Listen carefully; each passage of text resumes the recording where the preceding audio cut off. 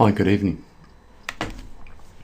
It's Gene from maverickstar Observatory, as you guys already know. I wanted to discuss something a little bit personal tonight, and I've had a glass of wine, and against my better judgment, I still thought I should make this video.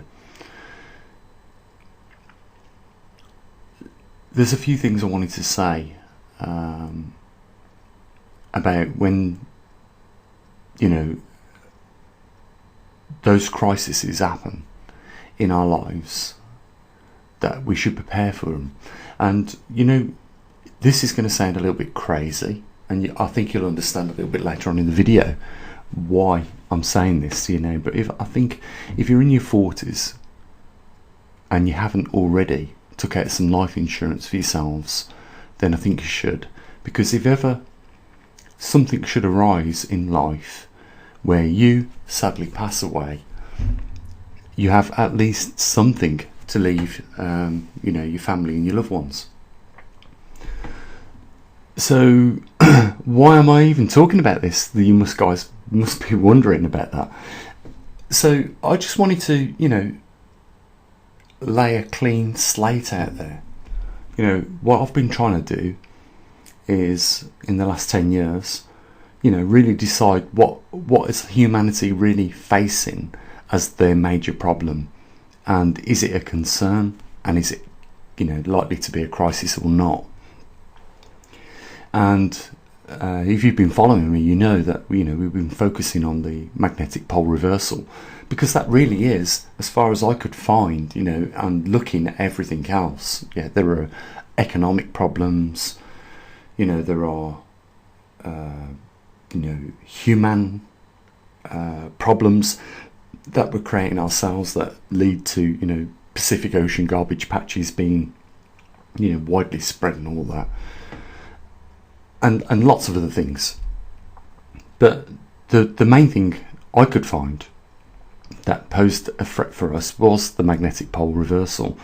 And so it was my doing. I invested a lot of time in looking into it, and we built this channel up on YouTube, and we decided to take it a little bit further.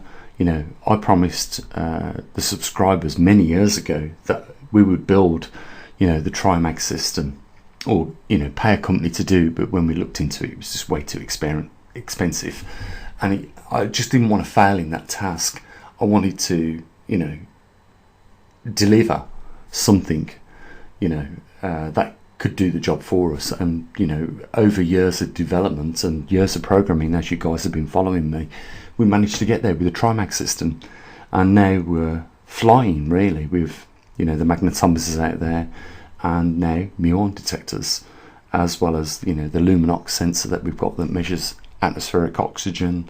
We've also got CO2 detectors that measures in parts per million how much CO2 is in the atmosphere. So we've come a long way, and you're probably still thinking, well, why is he saying get some bloody life insurance? Well, when you and it's only going to happen when you are confronted with this, and I don't want you to get to that point where you are confronted with something that you decide to do it, because like for me, it will be too late. I can't take out life insurance at this time now because it's way too late. The medical records are there, and there's nothing I can do about it, at least at the moment. And of course, you're now probably wondering, what the hell's Gene talking about? So I wanted to come down onto your level, guys. That's what I wanted really to do.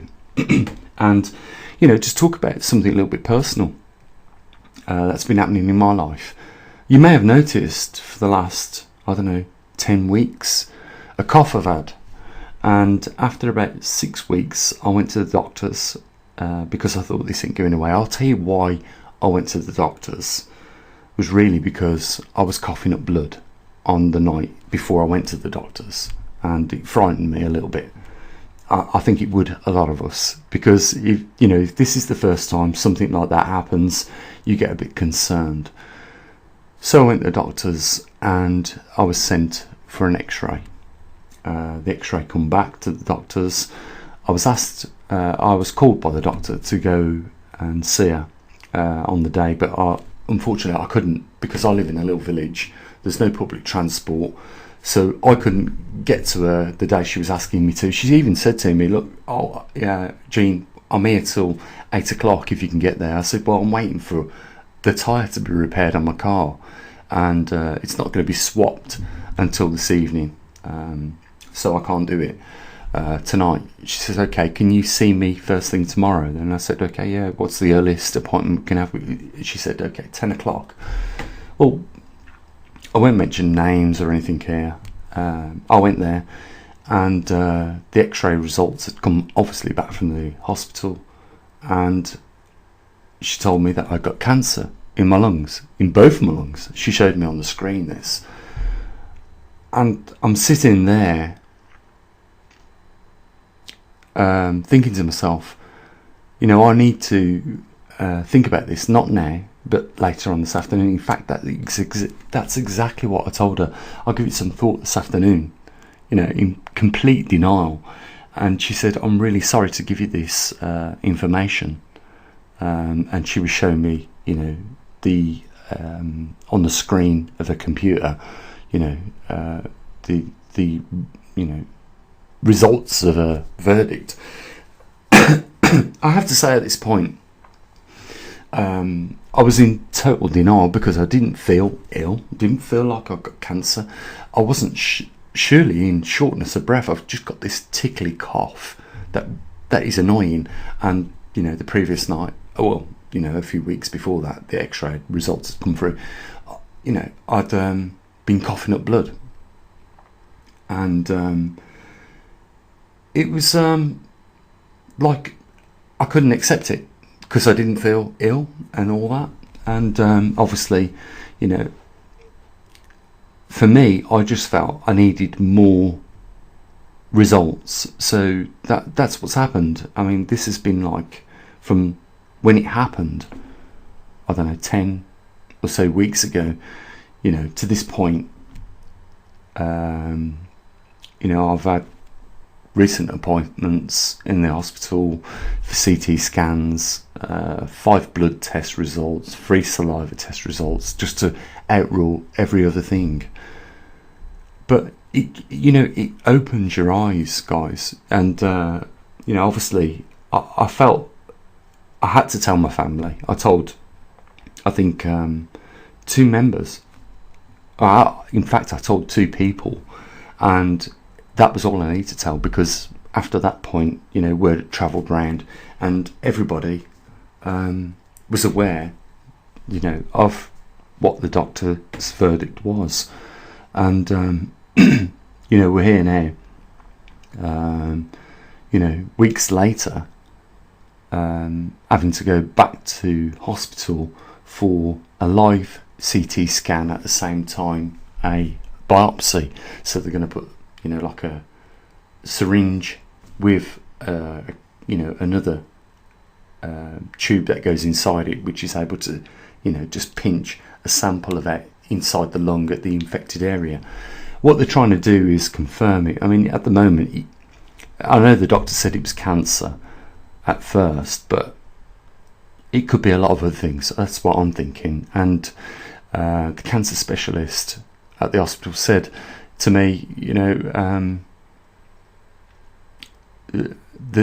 as soon as we get the CT scan back, we'll know for sure whether it's or not cancer. So the CT scan was done, the results come back, and it still was not conclusive. There was still growing the saliva samples that I'd given to outrule tuberculosis and vasculosis, I think it is. And there's also a lot of other things that it could be. And you know, what's going to happen to you guys if ever you are told that you've got such a thing? You're going to do a lot of research, like I have, on the internet about these things. Now, looking at my x-ray results, you know, I can't tell the difference between sidosis, tuberculosis, pneumonia, and etc., etc. The other thing I did have, which was found by the cancer specialist who examined me with the stethoscope, is I'd got what's it called? Oh, I always forget the name of this word. It's fluid on the lungs. It causes inflammation of the lung, and that's what I had. I could feel it, you know. It was like when I breathed in, it clicked. When I breathed out, it clicked. I'm just trying to think of the name of it. Can't even think of it. I will probably later on, but it's fluid on the lung, and it's inflammation of the lung as well, and it causes the lung to touch the rib cage, and you get this clicking and uncomfortable feeling. Pleurisy, that's what I had, pleurisy. And you know what I was surprised is that they never give me nothing for the pleurisy. It was only through research on the internet and that I found that ibuprofen, which is an anti-inflammatory, is actually something that's given for the treatment of pleurisy.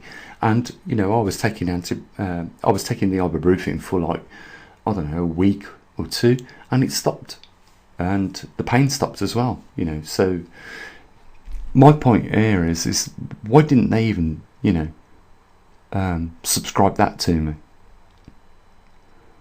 But we're still here now, waiting for the active CT scan and the biopsy to come in the next week to, you know, finally find out what's going on. But you know, the point is here. This is what I'm telling you all this about, guys. Is that, you know, it's not until you're faced with a situation that, you know, you realise you've made some big mistakes that you shouldn't have. And one of them is that I was going to leave, and I don't know why this was important to me, but I think it might be as well for you guys as well. If ever you get, you know, told you got a departure ticket, you're sitting in the departure lounge just waiting for your flight. Why you feel you need to leave, you know, these people that you love around you, something. Not to remember you by, but you just need to. I just felt I needed to. I couldn't leave this world knowing that I hadn't left my loved ones something as well.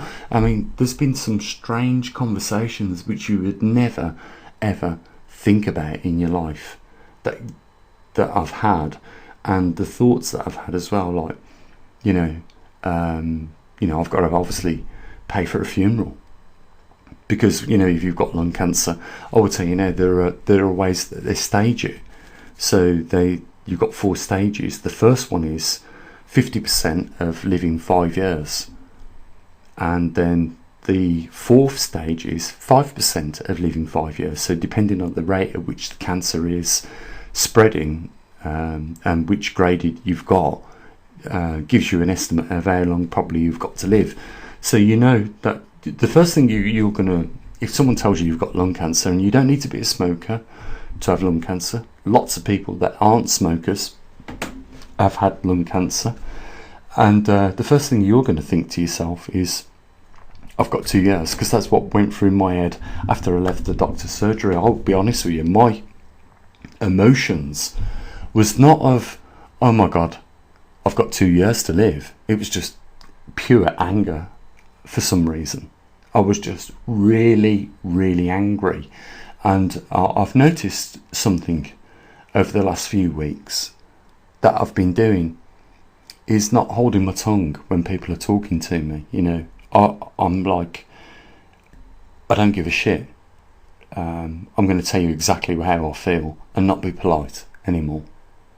And these are the things that change you when you sort of like know what's going on in your life. I've got to say this at this point. Although the doctor at the first X-ray results, you know, give a verdict of cancer, she said that quite clearly. She said it wasn't maybe, it could be. And this is what I'm really annoyed about, because I wish she had of, because surely just on the basis of an X-ray you can't be so conclusive. So, you know, I was just like, surely you should have more results before you give that verdict. And I was speaking to the cancer specialist in the hospital, and she'd written a letter to the GP, and she'd told them that I wasn't happy about the verdict that they give me. And I don't know what it is. I mean, I don't think anyone wants to be told they've got cancer. And for me, it was like, what are you talking about? Are you crazy? I feel perfectly fit, healthy. I'm not struggling to breathe at all. But, you know, I've got this little tickly cough, which I can't stop. And it seems to be constant. And I have managed to get it under some form of control, because it was terrible, guys. I've got to say this, absolutely terrible. I did have a few nights. Okay, so I did have a few nights where I couldn't sleep.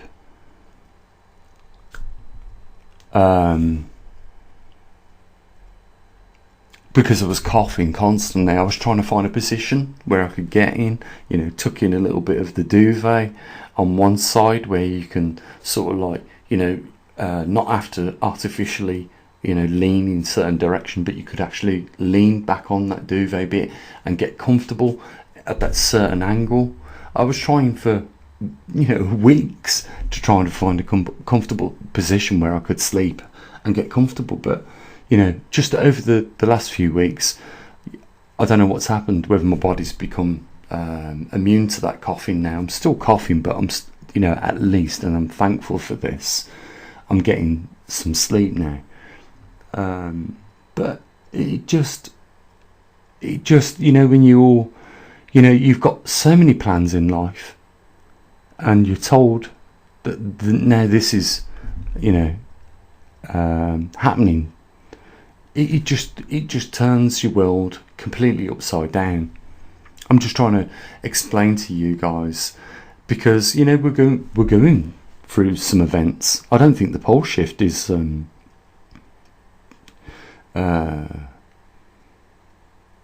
well, we just don't know. That's the thing. We don't know what the pole shift will be, because there is no recorded evidence, so we don't know what's going to happen. But that could be a couple of years away. We just don't know, and that's a theory. I want to be on the record on that. That's a theory, and that is just based on, you know, examining, you know, some experiments with weak and strong field lines. So we remain to see what happens when it gets to 40 degrees. But, you know, this is the thing, you know, here we are again, and I've been caught out with, you know, waking up one day, opening my front door and being told some news that is like devastating. That for me is the same as waking up one day, opening or coming down your stairs and before you get to the last 5th stair on the staircase, there is water there because the whole town has flooded. Or, you know, you open the front door and you've got a snowdrift, you know, 8 feet high, and you have to dig yourself out of your own home.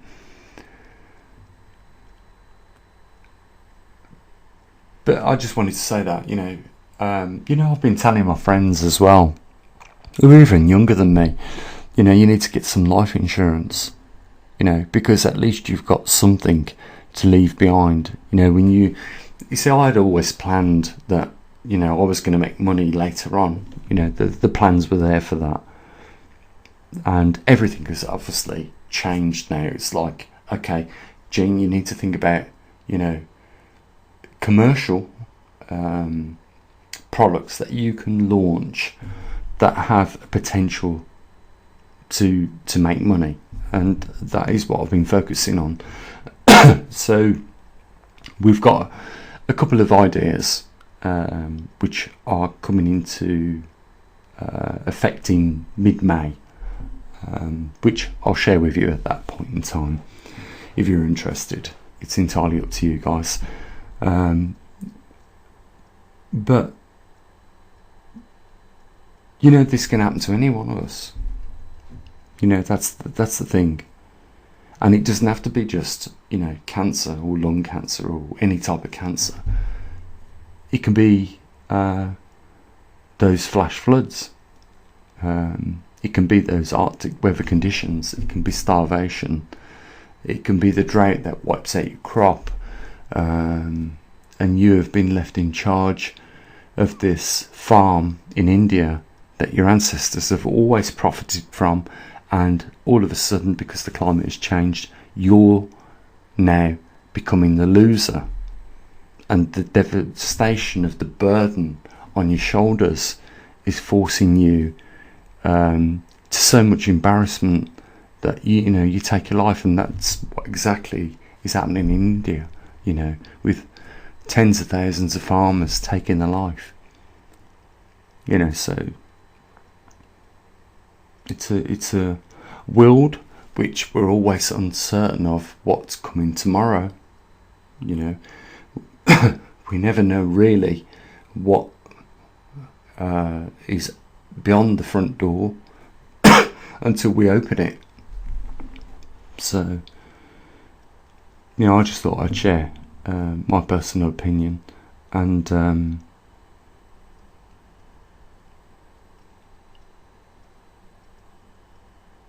hope that in some way it wakes you up.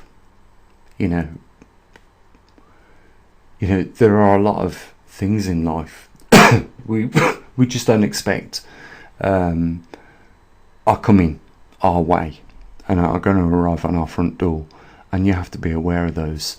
So really we need to take a lot more precautions than what we do, you know, so that you know, if we have got to leave at short notice, you know, at least we've left some provisions for our loved ones.